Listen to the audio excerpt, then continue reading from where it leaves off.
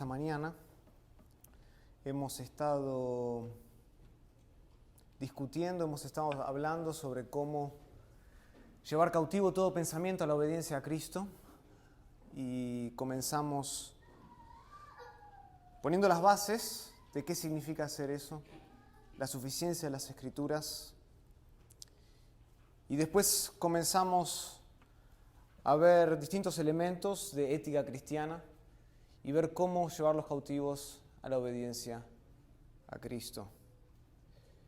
Por siglos nosotros sabemos que el consenso general de la tradición cristiana ha sostenido que la conducta homosexual es moralmente incorrecta ante los ojos de Dios. Esta ha sido la tradición cristiana por años.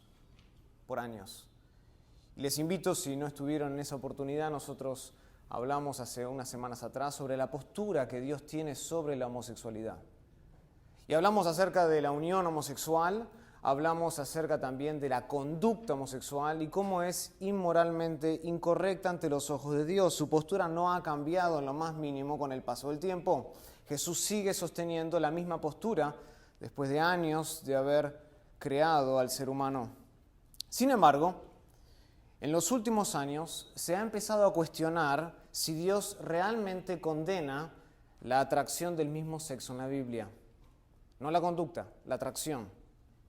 Y hay una postura muy popularizada dentro del evangelicalismo que afirma que la orientación no es lo mismo que el acto sexual. La orientación sexual, los deseos homosexuales no son los mismos que la conducta homosexual. Se hace una distinción básica, se hace una distinción fundamental entre ambas. Y aquellos que sostienen esta perspectiva que ha sido considerada como neotradicional, es más nueva que la tradición histórica cristiana, aquellos que sostienen esta postura admiten, por un lado, que la Biblia definitivamente condena la conducta homosexual, condena el acto homosexual, pero esas mismas personas que condenan eso, por el otro lado, se rehúsan a decir que la atracción hacia el mismo sexo es pecaminosa, que los deseos son pecaminosos. Estas personas están justamente preocupadas por poner una carga indebida de culpa sobre los cristianos que continúan de alguna manera experimentando deseos homosexuales en su vida. Ellos mismos, de hecho, reconocen que no quieren ser como los escribas. Estas personas no quieren ser como los fariseos, que, se acuerdan, según Jesús, en Mateo capítulo 23, versículo 4, atan cargas pesadas y difíciles de llevar y las ponen sobre los hombros de los hombres. Entonces ellos no quieren ser como los fariseos, como los escribas, poniendo cargas difíciles de llevar en aquellos cristianos que experimentan o que todavía luchan con los deseos homosexuales. En otras palabras, a aquellas personas que sostienen esta postura neotradicional les parece demasiado cruel que la orientación sexual de una persona pueda ser pecado delante de Dios cuando es algo que nosotros ni siquiera elegimos. Por tanto, en vez de llamar a los cristianos a que renuncien a la atracción del mismo sexo, le invitan a celebrar su orientación sexual. Le invitan a celebrar sus deseos homosexuales siempre y cuando no cometan el acto. Por ejemplo, Wesley Hill, que es un reconocido profesor de Nuevo Testamento, un erudito de Nuevo Testamento del seminario Western Theological Seminary, es un fuerte defensor de esta postura y se considera a sí mismo un cristiano gay célibe. Un cristiano gay célibe.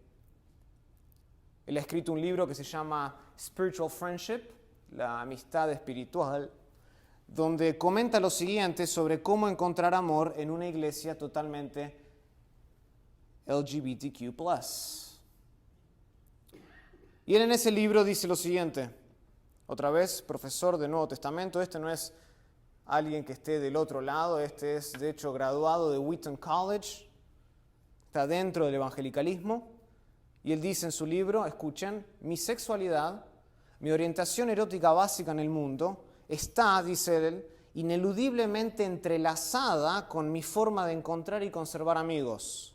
Y él dice esto, escuchen, puedo aprovechar y puedo guiar las energías de mi sexualidad hacia la dirección de una amistad sexualmente abstinente, pero completamente íntima.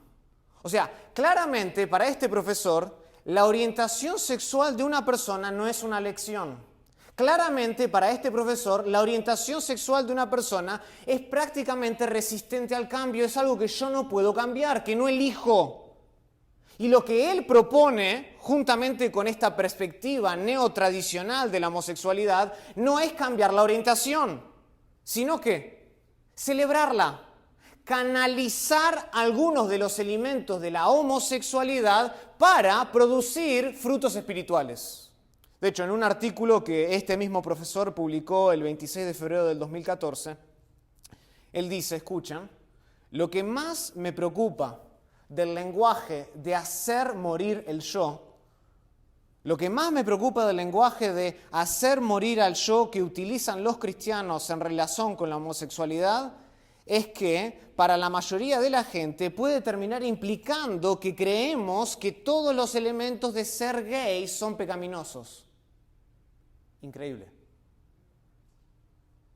Otra vez, lo que más me preocupa, dice Hill, un cristiano, supuestamente gay célibe, él dice, lo que más me preocupa del lenguaje de hacer morir al yo que utilizan los cristianos en relación con la homosexualidad es que para la mayoría de la gente puede terminar implicando que creemos que todos los elementos de ser gay son pecaminosos. O sea, en otras palabras, ¿qué es lo que está diciendo Hill? ¿Qué es lo que está diciendo este profesor? Él está suponiendo que hay elementos moralmente benignos de la homosexualidad. Moralmente correctos en la atracción del mismo sexo, y él supone que esos elementos agradan a Dios y se pueden utilizar para el beneficio de la iglesia. Son, él dice, una plataforma para producir frutos espirituales. ¿Pero es esto realmente lo que enseña la Biblia? Esa es la pregunta. Si el mandato es tomar todo pensamiento cautivo a la obediencia de Cristo, entonces tenemos que agarrar cada ideología, cada idea que se entromete dentro de la iglesia y ver lo que la Biblia realmente enseña, ver lo que la Biblia realmente dice.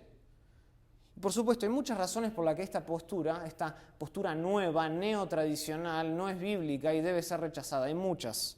Pero esta mañana me gustaría que consideremos 3 problemas básicos de esta postura, que es popular dentro del evangelicalismo. Hay libros que han sido escritos, otra vez, no del otro lado de la vereda, no lejos de nosotros, no tanto por católicos romanos, sino dentro del evangelicalismo mismo, gente que es graduada de Wheaton College, de Southern Seminary, gente que tiene teología y que ha recibido formación buena, pero que de alguna manera han adoptado una postura diferente a lo que la Biblia enseña. Y escriben libros y estos se traducen al español y eventualmente llegan y se entrometen en la iglesia. Entonces, como creyentes nosotros debemos estar preparados ante las distintas y diversas posturas que enfrentamos y ver qué es lo que realmente la Biblia dice sobre, no hoy tanto la unión homosexual, no la conducta homosexual, sino la atracción homosexual. Y eso es lo que vamos a ver esta mañana. Y lo que quiero responder con ustedes es una sola pregunta, y ese es el título de mi sermón. ¿Es la atracción del mismo sexo pecaminosa o no? ¿Es la atracción del mismo sexo pecaminosa o no? Todos están de acuerdo en que en la conducta lo es. Pero ¿es la atracción pecaminosa, sí o no? Eso es lo que vamos a responder esta mañana. Pero antes de eso vamos a orar al Señor para que nos dé sabiduría y nos ayude a entender el texto y los distintos pasajes que vamos a estar leyendo. Inclinen su rostro. Querido Padre, te damos gracias por tu palabra. Gracias, Señor, porque a pesar de la lluvia, pudimos muchos de nosotros llegar aquí, estar cubiertos bajo un techo, poder sentarnos en unas sillas, estar relativamente cómodos, Señor, para escuchar tu palabra. Padre, gracias porque tenemos el privilegio de abrir tu palabra libremente y ser instruidos por ella. Y ruego, Señor, que esta mañana tú estés con nosotros, que tu Espíritu nos dé entendimiento, que renueve, Señor, nuestra manera de pensar, para que no podamos ser cautivados por nuevas ideologías que contradicen tu verdad. Danos discernimiento, Dios, para poder realmente ver las cosas de la manera que tú lo ves. Lo pedimos todo esto en el nombre de Cristo Jesús. Amén. ¿Es la atracción del mismo sexo pecaminosa? Esa es la pregunta. El primer problema que creo yo tiene esta perspectiva neotradicional es que disminuye el pecado del corazón. Ese es mi primer punto. Disminuye el pecado que hay en el corazón. Es el primer problema de esta postura que dice que la atracción homosexual está bien, es moralmente benigna, pero la conducta es incorrecta. El problema es que disminuye el pecado que hay en el corazón. La Biblia afirma, y la Biblia es muy clara, de que el pecado está profundamente arraigado en el corazón del hombre. Está profundamente anclado dentro de nosotros. Es un asunto del corazón que corrompe todo nuestro ser, incluyendo ¿qué? Nuestros deseos y nuestros afectos.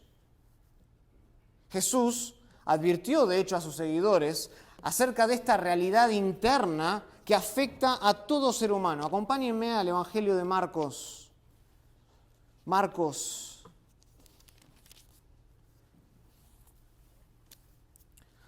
capítulo 7.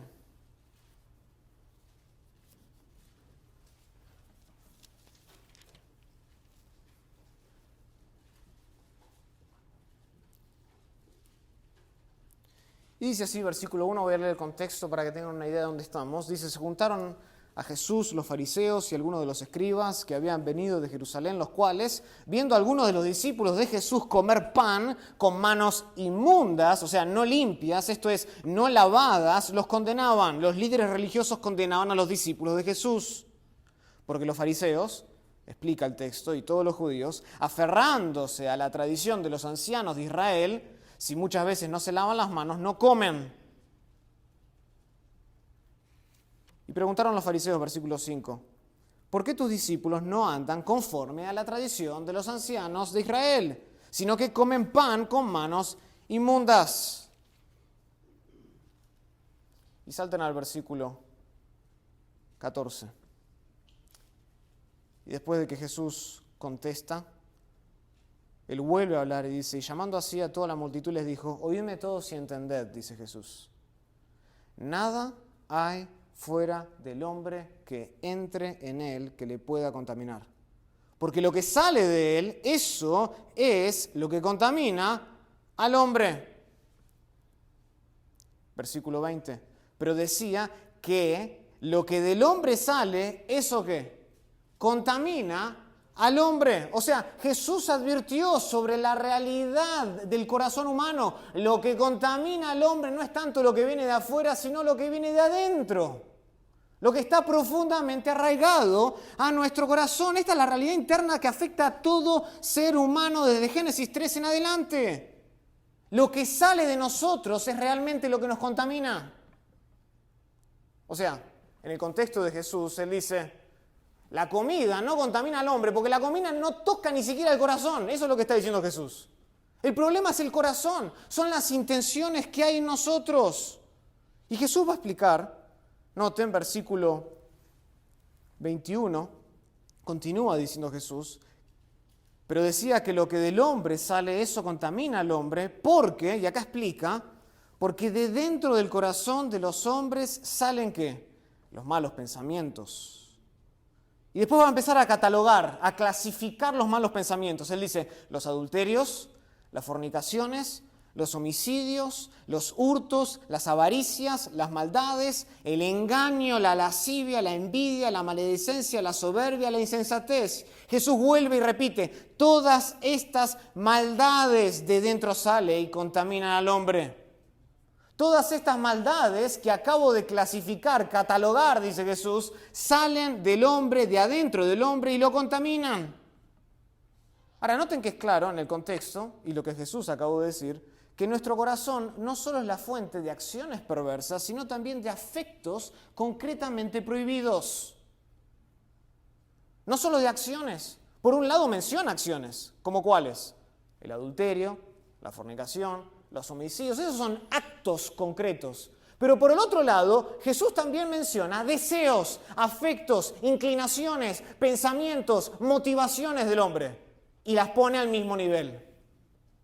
De hecho, la mitad de esta lista, hay 12, la mitad de esta lista, 6 de ellos, consiste de deseos malignos que se originan en el corazón del hombre, en el pozo séptico que hay dentro nuestro, que produce maldad. Ese es el origen de todo pecado debajo del cielo, nuestro corazón. Esa es la fuente. Esto quiere decir que la contaminación del pecado impregna la totalidad del hombre. La contaminación del pecado impregna el todo de la persona. No hay ninguna parte de nosotros que esté libre de pecado. Ni siquiera nuestras inclinaciones, ni siquiera nuestras disposiciones escapan de la realidad del pecado que nos corrompe y que está dentro de nosotros. Por esa razón es incorrecto afirmar que la Biblia no condena en ningún lugar la atracción del mismo sexo. Es incorrecto decir eso. Aquellos que sostienen que Dios solamente prohíbe la conducta, aquellos que dicen que solo Dios prohíbe y condena el acto homosexual, tienen una perspectiva incorrecta del pecado y de sus efectos en nosotros. No consideran suficientemente la profunda inclinación natural que tenemos nosotros hacia el mal en nuestro corazón corrompido todos los días de nuestra vida. Hermanos, el pecado corrompe no solo las acciones, como robar o matar. El pecado también corrompe las actitudes que son contrarias a las actitudes que Dios demanda de todos nosotros. Esa es la realidad de nuestro corazón. En nuestro corazón hay, como acá se menciona, hay insensatez, hay soberbia, hay maledicencia, hay envidia, hay lascivia, hay engaño. Todas actitudes malas, perversas, corrompidas por la realidad del pecado adentro nuestro. Entonces no está bien afirmar que Dios solo prohíbe la conducta homosexual. Dios también prohíbe y condena actitudes que son contrarias a lo que le agrada a Él. Y esto lo vemos tanto en el Antiguo como en el Nuevo Testamento, ¿no es así? Acompáñenme, por ejemplo, a Éxodo capítulo 20, los 10 mandamientos. Esto no es algo nuevo.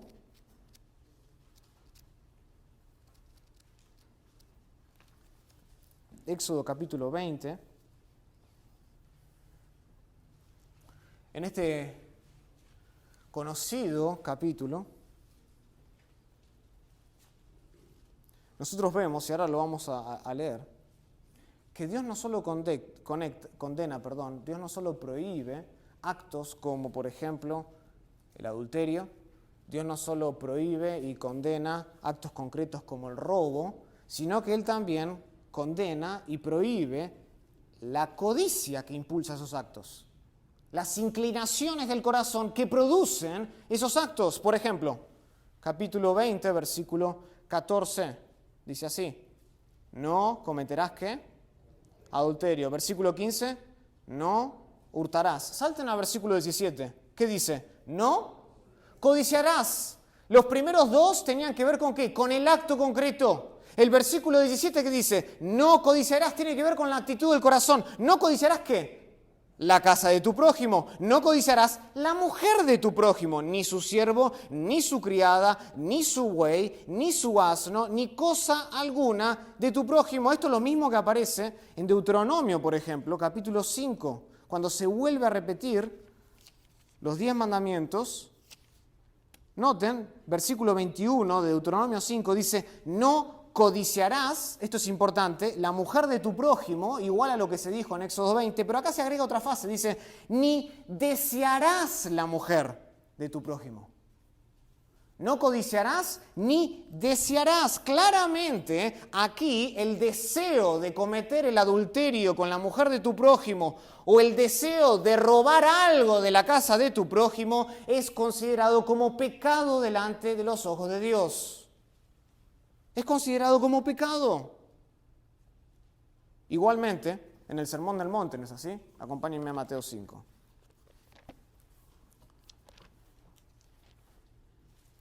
En el Sermón del Monte vemos exactamente lo mismo. Jesús prohíbe las actitudes pecaminosas como el enojo y la lujuria, que se originan ¿dónde? En el pozo séptico de nuestro corazón. Mateo capítulo 5, versículo 21 dice: oíste que fue dicho de los antiguos, o a los antiguos, no matarás. ¿Dónde fue dicho eso? En Éxodo 20, los 10 mandamientos. Y cualquiera que matare será culpable de juicio, del acto. Pero yo os digo, versículo 22, que cualquiera que se enoje, cualquiera que se enoje contra su hermano será culpable de juicio. Y cualquiera que diga necio a su hermano será culpable ante el concilio. Y cualquiera que le diga fatuo quedará expuesto al infierno de fuego. Asimismo, salten al versículo 27, dice: oíste que fue dicho, no cometerás adulterio. ¿Dónde? En Éxodo 20, los 10 mandamientos. ¿Pero qué dice Jesús? Pero yo os digo que cualquiera que mira a una mujer, ¿para qué? Para codiciarla al nivel del corazón, ya adulteró con ella. Ya adulteró con ella. Los líderes religiosos de la época de Jesús, tanto escribas como fariseos, habían reducido la ley de Dios simplemente a los actos, a lo que se puede ver, a lo que se puede palpar. Y Jesús dice: no, lo están interpretando mal.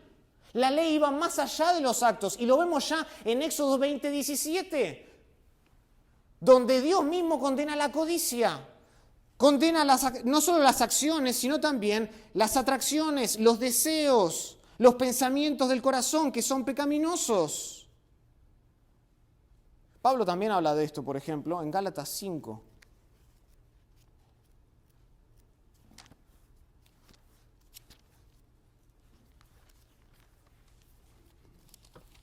Gálatas capítulo 5.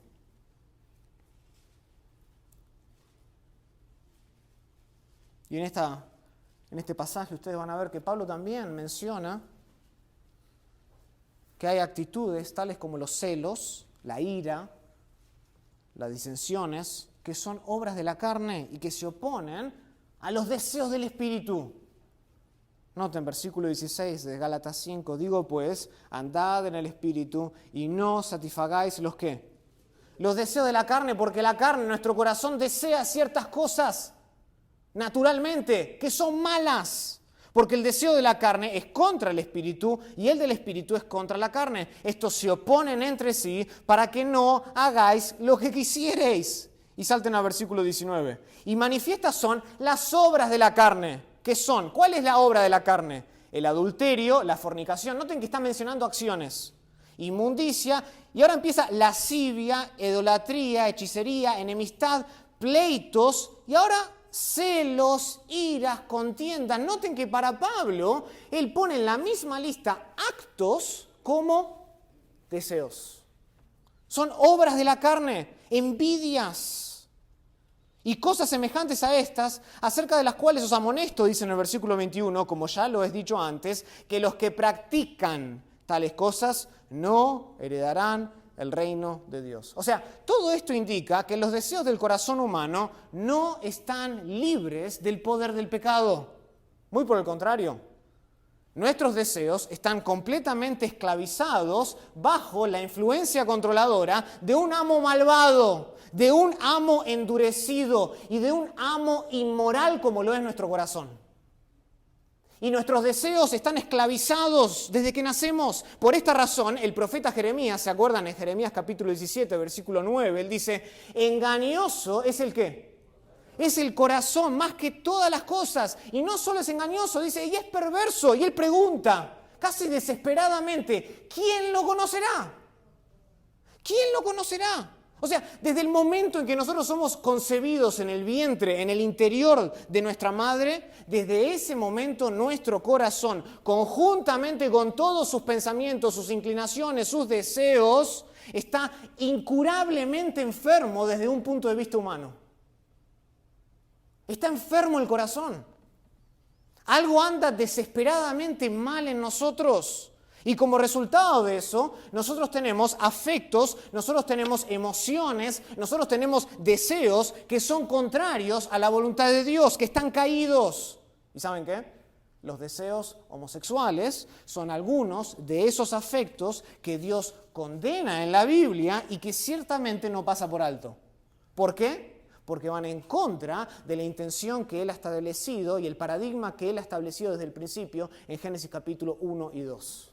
Esto lo vimos en el sermón anterior sobre la postura de Dios sobre la homosexualidad, pero acompáñenme, solo quiero que vean que no pasa por alto Dios nuestros deseos, a Romanos capítulo 1. Esto lo leímos la vez pasada.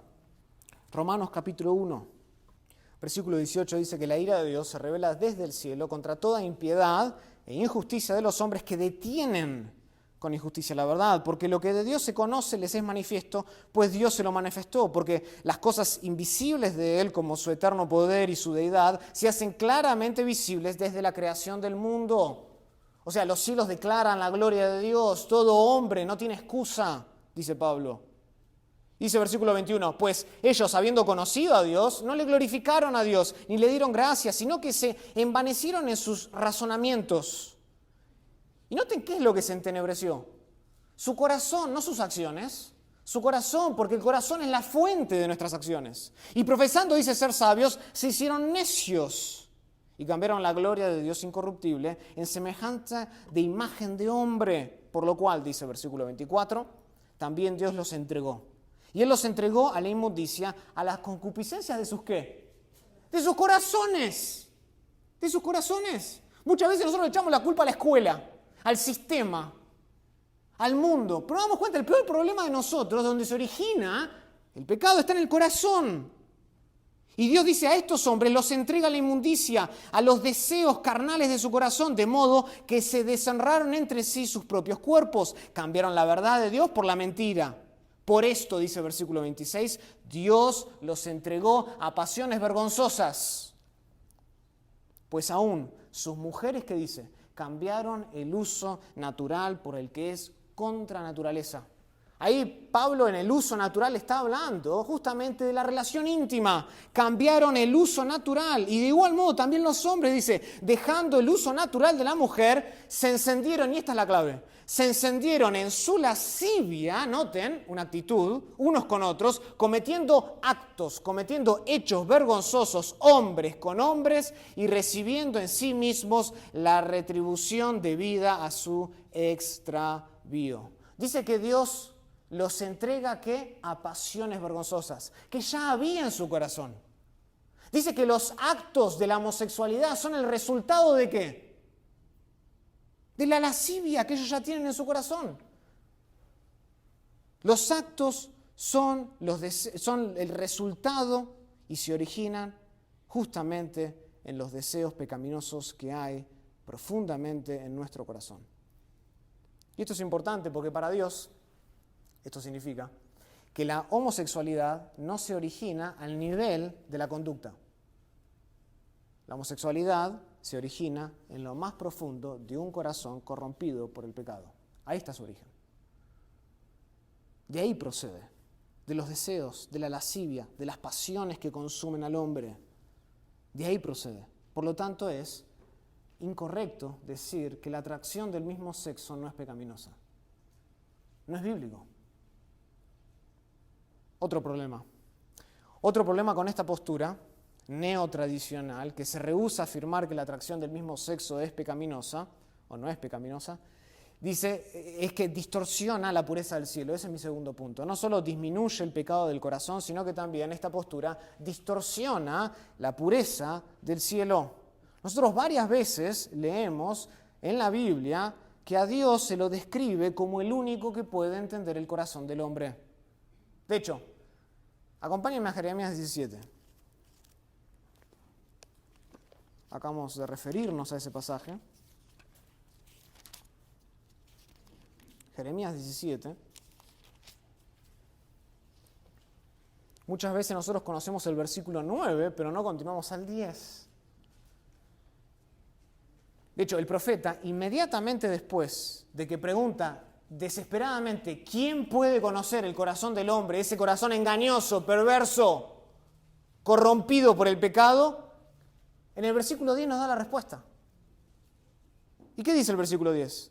¿Quién puede conocer el corazón del hombre? Yo, Jehová. Yo Jehová, que escudriño la mente, que pruebo el corazón para dar a cada uno según su camino y según el fruto de sus obras. O sea, claramente, solo Dios puede examinar los pensamientos, solo Dios puede conocer los deseos más profundos de nuestro ser interior. David confirma lo mismo en el Salmo capítulo 7, acompáñenme ahí. Salmo capítulo 7.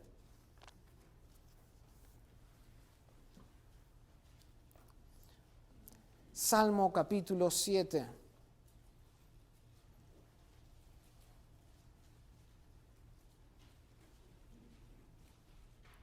Versículo 6 dice, levántate, oh Jehová, en tu ira, álzate en contra de la furia de mis angustiadores. David estaba siendo perseguido y despierta en favor mío el juicio que mandaste. Jehová, versículo 8, Jehová juzgará a los pueblos, júzgame, oh Jehová, conforme a mi justicia y conforme a mi integridad. Fenezca ahora la maldad de los inicuos, mas establece tú al justo. ¿Por qué? Porque el Dios justo prueba la mente y el corazón. David se entrega al justo juicio de Dios porque él conoce que Dios es el único que puede conocer exhaustivamente y en detalle los pensamientos y las pasiones de nuestro corazón. Dios prueba, dice, la mente y el corazón. Literalmente este pasaje en el original dice que Dios es el probador de corazones y riñones. Dios es el probador de corazones y de riñones, de lo más interno de nuestro corazón, el asiento, la fuente donde se originan todas las pasiones, las inclinaciones que hay en nosotros. En otras palabras, solamente Dios conoce con exactitud todas nuestras devociones. Él conoce todos nuestros compromisos. No hay ninguna actitud, no hay ninguna inclinación que a Dios no le sea manifiesta en su presencia. Al contrario, todos nuestros deseos y todas nuestras disposiciones están desnudas y están abiertas ante los ojos de aquel que un día tendremos que rendirle cuenta. Eso es lo que dice Hebreos, ¿se acuerdan? Capítulo 4, versículo 13. No hay cosa que esté escondida delante de Él. Todo está abierto. Su palabra, dice, como espada de dos filos, penetra y puede separar ¿qué?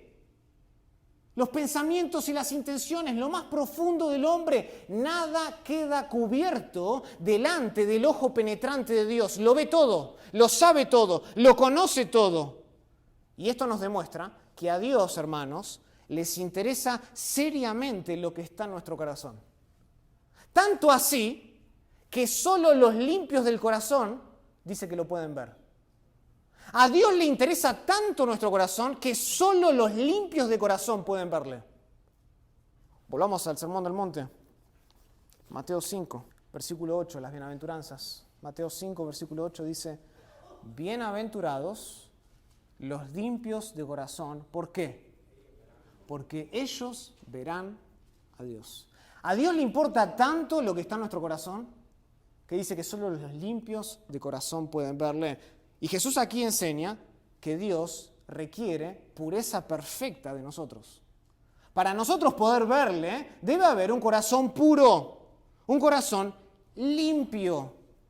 De hecho, el término que aquí se traduce como limpio en la Reina Valera, a menudo se usaba en la antigüedad para los metales. Esos metales que habían sido refinados por un largo proceso hasta que todas las impurezas del metal quedaran eliminadas, dejando solamente ¿qué? El metal puro, sin mancha. En ese sentido, la pureza que Dios exige de nosotros es una sin mezcla. La pureza que Dios exige de nosotros es una sin aleaciones, sin impurezas. Se refiere a un corazón no dividido que ama a Dios por sobre todas las cosas. ¿Se acuerdan? Marcos capítulo 12, versículo 30. Amarás al Señor, este es el más grande mandamiento. Amarás al Señor tu Dios con todo tu corazón, con toda tu alma, con todas tus fuerzas, con todo tu corazón. Lo entregarás todo a Él, con pureza de corazón perfecta, como un metal puro. A Dios le interesa seriamente lo que está en nuestro corazón. De hecho, le interesa tanto que esto es lo que Dios exige para que nosotros entremos al reino de los cielos. Tú no puedes entrar al reino de los cielos sin un corazón limpio. Si no tienes un corazón limpio, no puedes verle. Y Él está en el reino de los cielos. No puedes entrar al reino de los cielos sin pureza perfecta, un corazón limpio y sin mancha. En este mismo Sermón del Monte, ¿se acuerdan más adelante en el versículo 20? Él dice, porque os digo que si vuestra justicia no fuera mayor que la de los escribas y la de los fariseos, no entraréis en el reino de los cielos. Al final de este capítulo, él dice, versículo 48 de Mateo 5, sed pues vosotros, ¿qué? Perfectos. Sed pues vosotros perfectos como vuestro Padre que está en los cielos es perfecto. O sea, Dios exige, Dios demanda, Dios requiere pureza perfecta de nosotros para entrar al reino de los cielos. Sin embargo, la perspectiva neotradicional de la homosexualidad termina rebajando las demandas de Dios. Disminuye la pureza que se encuentra en el cielo, las hace de alguna manera más aceptable, como que si Dios solo le interesa nuestros actos y no nuestro corazón. Pero es todo justamente lo contrario. A Dios le interesa nuestro corazón. Por ejemplo, el reconocido apologista Dr. Frank Turek, que tiene un ministerio muy popular que se llama Cross-Examined y que defiende la Biblia, este apologista, en un intercambio con un estudiante en la Universidad de Michigan, señaló lo siguiente, y él dijo esto: solo la conducta homosexual es pecado, no los sentimientos homosexuales. Él dice, todos tenemos atracciones sobre las que no debemos actuar, pero hay una diferencia, dice él, entre atracciones y acciones. Ahora, por supuesto que hay una diferencia entre acciones y atracciones. Por supuesto que hay una diferencia entre un deseo homosexual y una conducta homosexual. Y la diferencia es esta, que la atracción no es tan dañina como el acto homosexual. El acto homosexual es más dañino que el deseo homosexual. Pero nosotros no podemos deducir, como hace este apologista, Dr. Frank Turek, nosotros no podemos deducir que porque hay una diferencia o porque la atracción del mismo sexo no es pecado, simplemente porque el acto es más perjudicial que el deseo. Nosotros lo mismo podemos decir, por ejemplo, de otros pecados en nuestro corazón. Lo mismo podemos decir de otro pecado en nuestro corazón. Odiar a una persona, ¿es pecado ante los ojos de Dios? Claro que sí. Pero matar a una persona es mucho más dañino. ¿Codiciar algo de mi prójimo es pecado? Claro que sí, Éxodo 20, lo vimos. Pero robarlo es mucho peor. Incluso en nuestro propio sistema de regular leyes, entendemos esa diferencia. Hay una gran diferencia entre el deseo y el acto. Del mismo modo, la conducta homosexual es mucho más perjudicial que los deseos homosexuales. Pero la atracción del mismo sexo es pecado independientemente de si una persona cometa actos homosexuales o no. Independientemente a eso, sigue siendo pecado. Y si nosotros sugerimos, como hace esta postura, que Dios no mira el corazón del hombre, que Dios no condena las actitudes del corazón, entonces estamos despreciando el interés profundo que Dios tiene por nosotros. A Dios le interesa el corazón. De hecho, ¿se acuerda? El profeta Samuel dice que Dios es distinto que los hombres. Los hombres miran lo externo, pero Dios mira el corazón del hombre. A Dios le interesa nuestro corazón. Si nosotros sostenemos esta postura nueva sobre la homosexualidad, ¿qué estamos haciendo? Estamos disminuyendo la pureza del cielo. Es totalmente incongruente con las demandas del cielo. ¿Por qué? Porque para agradar a Dios nosotros tenemos que ser santos como Él es santo.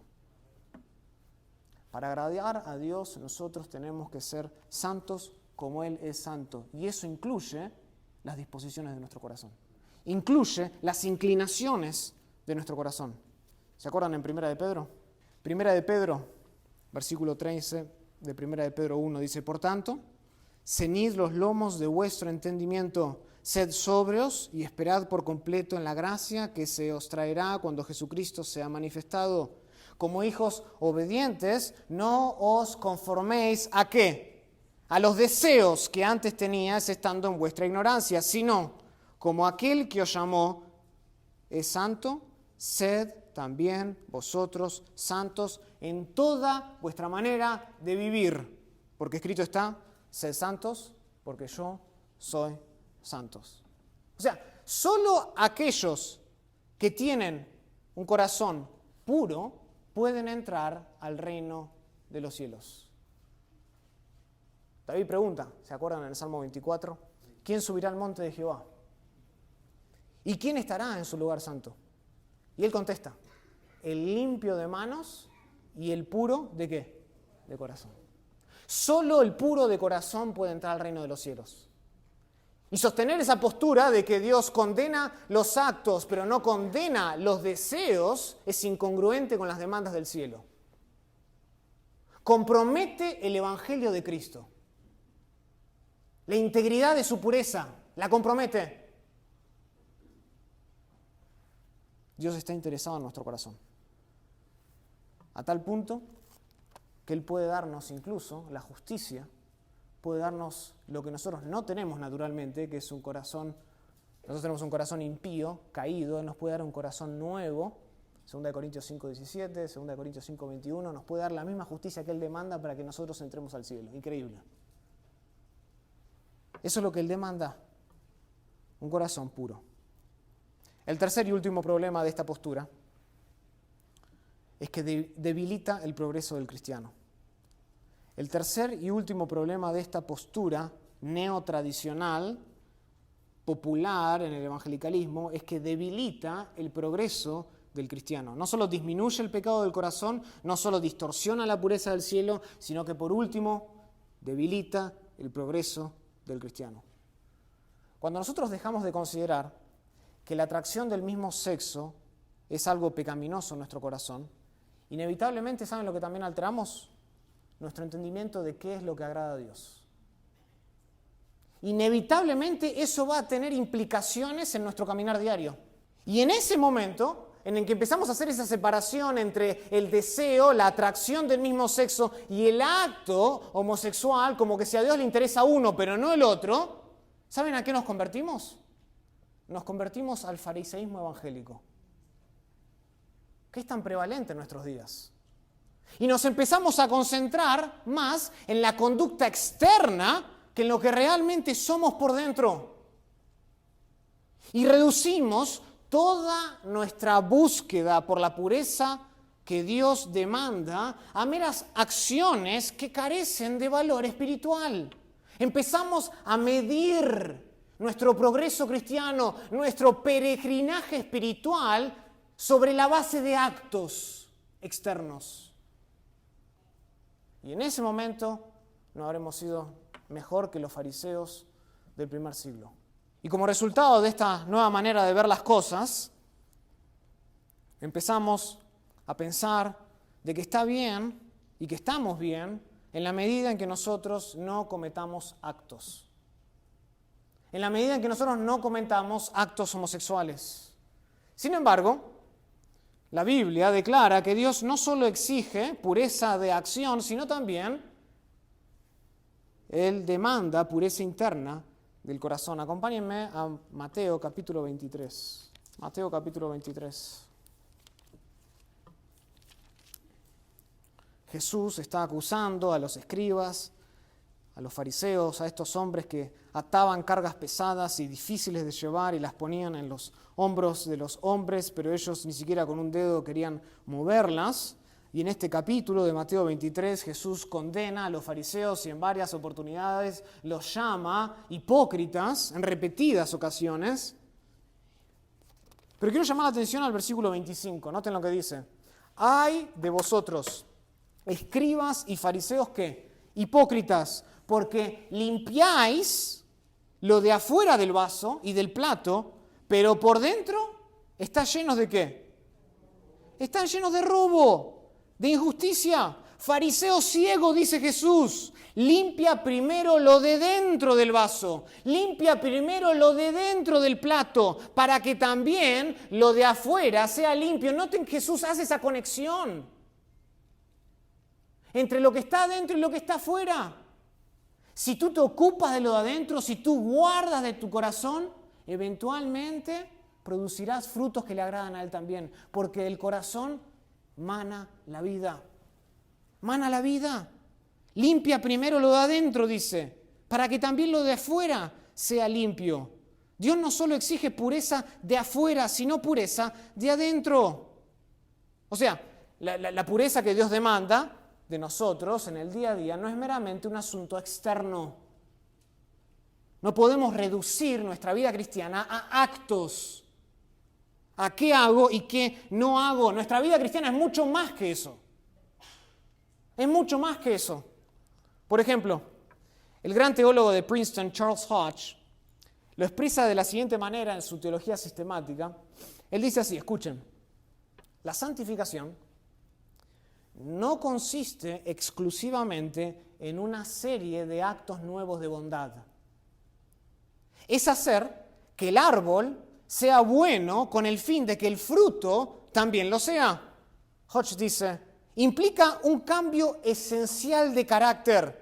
Así como la regeneración es un nuevo nacimiento, es una nueva creación, es una vivificación, una comunicación de una nueva vida, él dice, así también la santificación en su naturaleza más básica no consiste meramente de actos santos, sino tal cambio en el estado de alma hace que los actos pecaminosos se vuelvan más infrecuentes y las acciones santas cada vez más habituales y dominantes.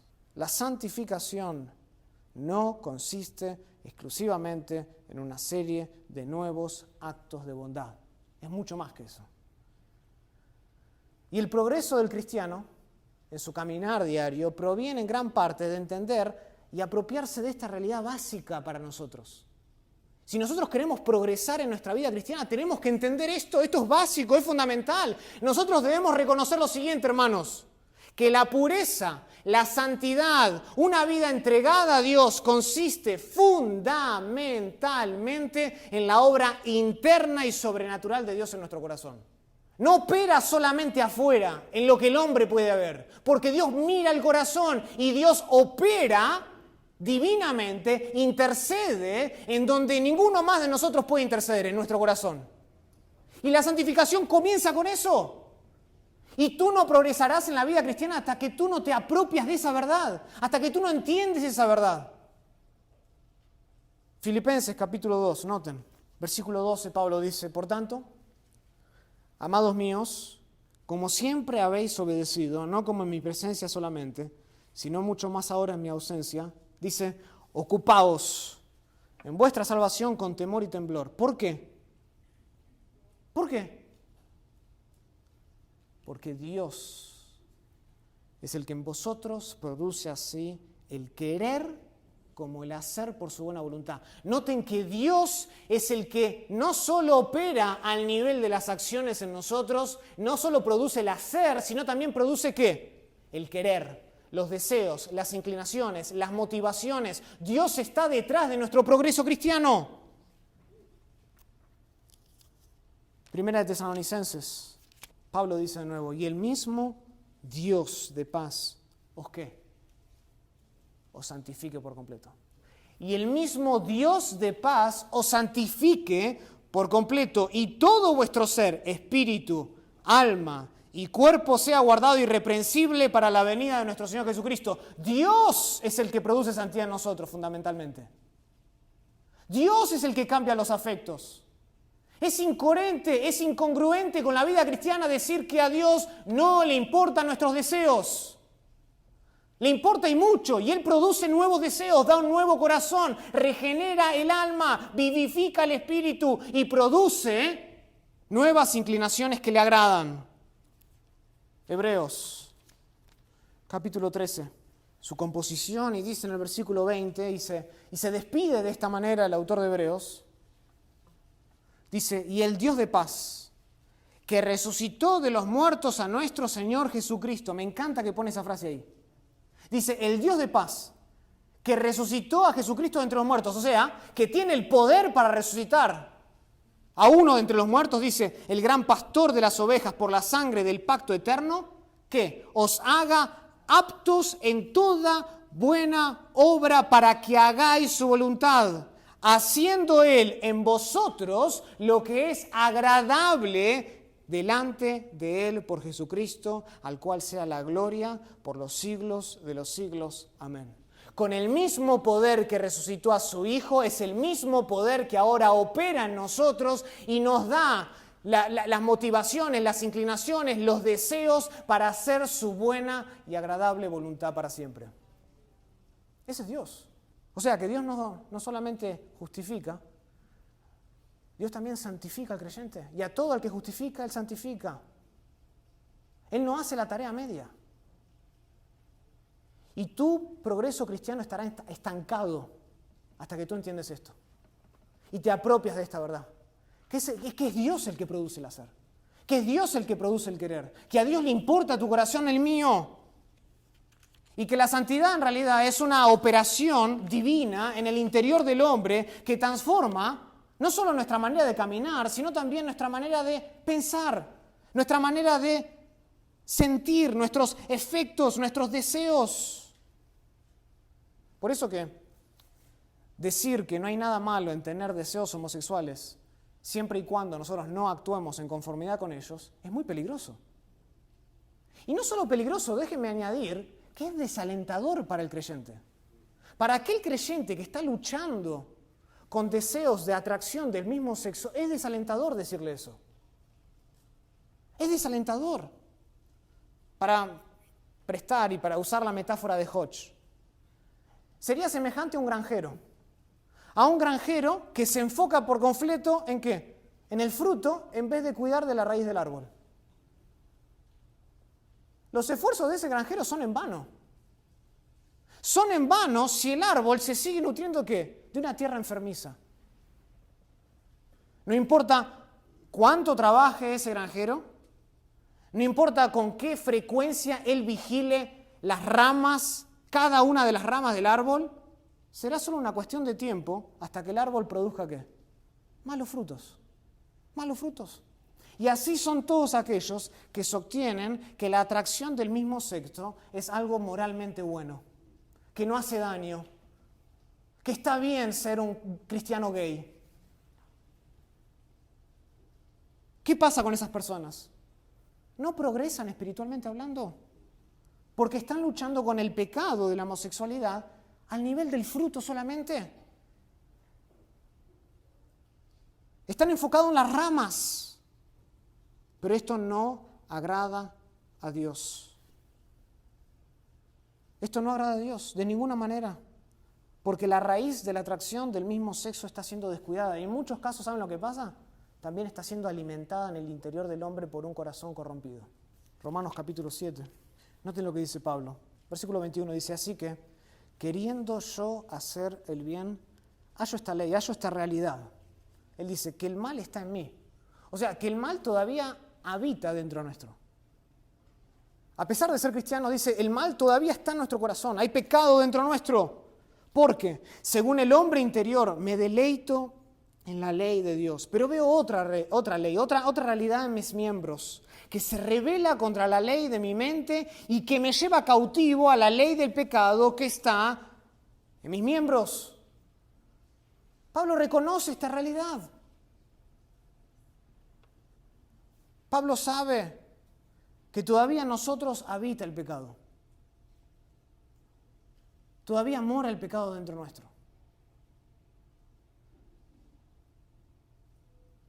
Pero el pecado de ninguna manera se enseñorea de nosotros. Porque hemos sido dados un nuevo corazón, nuevas inclinaciones. Hay una lucha, pero es una lucha que podemos ganar, porque Dios es el que santifica nuestro corazón y nuestra vida. Por eso Pablo en el capítulo anterior dice, no reine pues el pecado en vuestro cuerpo mortal, de modo que lo obedezcáis a sus concupiscencias, en sus deseos carnales, ni tampoco dice presentéis vuestros miembros al pecado como instrumentos de iniquidad, sino presentaos vosotros mismos a Dios como vivos de entre los muertos, porque lo estáis, y vuestros miembros a Dios como instrumentos de justicia. O sea, nosotros no tenemos que concentrarnos solamente con evitar la conducta. Aquellos que sostienen esta postura, ¿qué están haciendo? Se están enfocando en el fruto. Hacen lo que sea para evitar la conducta a toda costa, pero descuidan la raíz. Y nosotros, según Pablo, no tenemos que descuidar la raíz. Debemos poner el hacha en la raíz, matarlo de completo, hacer morir nuestros deseos, hacer morir el pecado de la homosexualidad en nuestro corazón. Y ese es el tipo de transformación espiritual que mide el progreso del cristiano. Alguien que está mortificando su carne. Alguien que está luchando por agradar a Dios. No que se queda de brazos cruzados y que dice estar bien siempre y cuando evite el acto, evite la conducta. Porque de lo profundo del corazón surgen todo tipo de pecado debajo del cielo. Guarda tu corazón, porque de tu corazón mana la vida. Y en este caso estamos hablando de la homosexualidad, pero esto aplica a todo el creyente. Pon el hacha en la raíz del pecado que te está sacudiendo. Y haz morir el pecado en tu corazón. No lo dejes reinar porque no puede reinar. Dios no lo dejará reinar por su propia santidad y por sus propias promesas. Esfuérzate, ocúpate de tu salvación con temor y temblor, porque la victoria ya está asegurada. Y en Jesús somos verdaderamente libres. Ahora, esto no significa, volviendo al tema de la homosexualidad, que alguien que tiene deseos y atracción del mismo sexo y se convierte al cristianismo, eventualmente en ese momento deja de tener cualquier tipo de deseo. No funciona así. No funciona así como tampoco funciona con ninguno de otros deseos que tenemos nosotros. Pero sí hay una batalla. Y si adoptamos esta postura, renunciamos a la batalla. Por estas 3 razones, para concluir, es incorrecto adoptar esta perspectiva neotradicional de la homosexualidad. Tan popular, tal vez ustedes no la escucharon, pero se acerca y está ahí. Solo basta con leer algunos de los libros que se están moviendo y entregando y promoviendo en inglés. Esto no tardará mucho hasta que llegue a nuestras iglesias. Nosotros tenemos que estar listos. No podemos aceptar esta postura. Es incorrecto decir esto. No hace bien a nadie decir que la atracción del mismo sexo es benigna ante los ojos de Dios, porque nuestra corrupción es mucho más profunda que nuestras acciones. Y todos nosotros estamos enfermos en el fondo de nuestro corazón y nacemos con una orientación natural hacia el pecado. Pero solo porque nazcamos con esa orientación no lo hace benigno ante los ojos de Dios. Todos estamos enfermos y nacemos con ciertas inclinaciones. Hay gente que nace con inclinación a enojarse más rápidamente que otra, pero no por eso es bueno, es moralmente bueno delante de Dios. De la misma manera con la homosexualidad. Algunos tienen inclinaciones, algunos tienen disposiciones sexuales hacia personas del mismo sexo y otros no. Pero el tipo de atracción no exime a nadie de la necesidad de una renovación interna, porque para entrar al reino de los cielos, Dios demanda un corazón perfectamente limpio, que solo Cristo puede dar. Esto significa que no sirve de nada evitar solamente la conducta homosexual. Si no hay una transformación espiritual en nosotros que tiene como objetivo hacer morir a los deseos homosexuales, tarde o temprano ese esfuerzo conduce al fariseísmo evangélico. La homosexualidad es un asunto del corazón, lo vimos la vez pasada. La homosexualidad nunca estuvo detrás del matrimonio. Lo que estaba buscando es la aceptabilidad social. Pero la homosexualidad es mucho más que una mera conducta. Es un asunto del corazón y debe tratarse a ese nivel. Debe tratarse al nivel del corazón. Esto significa, y esto tiene implicaciones prácticas que por una cuestión de tiempo no las podemos ver todas, pero Dios nos salvó a nosotros no para que aparentemos ser heterosexuales, sino para que seamos santos y sin mancha delante de Él. Esa es la solución. Y es la misma solución para el homosexual, ser santo y sin mancha delante de Él. Oremos al Señor. Querido Padre, te damos gracias por tu palabra. Gracias, Señor, porque tu palabra es como una brújula que nos guía, nos dirige, nos muestra la verdad, nos muestra el camino, nos orienta, nos enseña, nos exhorta y en muchos casos también nos corrige. Nos corrige de cualquier pensamiento que por ahí pueda estar cautivo en nuestro corazón.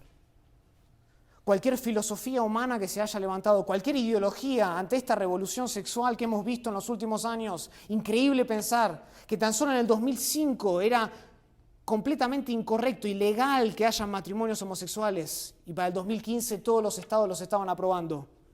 Una década, Señor, para hacerlo moralmente impensable como algo moralmente aceptable. Y en la escuela, en las librerías, en la televisión, en nuestros dispositivos móviles, estamos todo el tiempo bombardeados con nuevas ideas. Es una guerra ideológica de la cual nosotros no podemos rehuir a presentar batalla.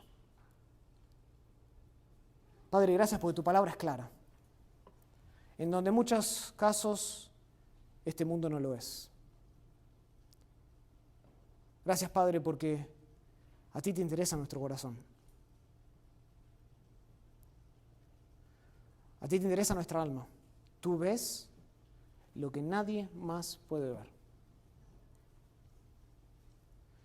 Y no solo lo ves, sino que también cuando tú dispones salvar a alguien, cambias lo más profundo del corazón. Y tú cambias esas inclinaciones que una persona puede tener hacia alguien del mismo sexo.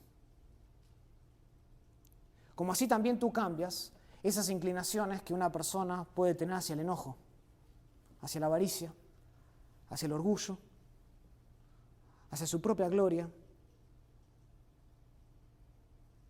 Tú puedes cambiar nuestro corazón. Tú puedes tratar con nuestra alma.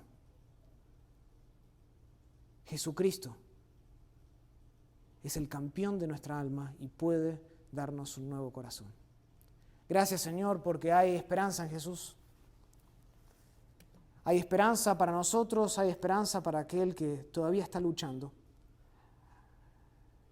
con esa atracción indebida, esa atracción no natural. Padre, ayúdanos a nosotros mientras entablemos conversaciones con esas personas. Por ahí alguno que esté aquí entre nosotros, que esté luchando con eso. Padre, ayúdanos a tener un espíritu afable, a hablar la verdad, pero a hablarla en amor, a amar de la manera que Cristo amó, a no simplemente rehusar hablar de eso o justificar la atracción como si fuese algo bueno. Padre, ayúdanos a mostrar cuáles son tus demandas para entrar al cielo. ¿Y cuál es la meta de nuestra vida cristiana? Ser como Cristo Jesús, ser santos, como tú eres santo. Padre, pon en nosotros un deseo por tu santidad, estar completamente cautivos, hasta el punto de no dejar escondido ninguna intención sin haber tratado con ella. Trata con nuestro corazón, Señor. Trata con nuestras emociones. Trata con nuestros pensamientos a través de tu palabra, a través de la oración y a través de la comunión con los hermanos. Lo pedimos todo esto en el nombre de Jesús. Amén.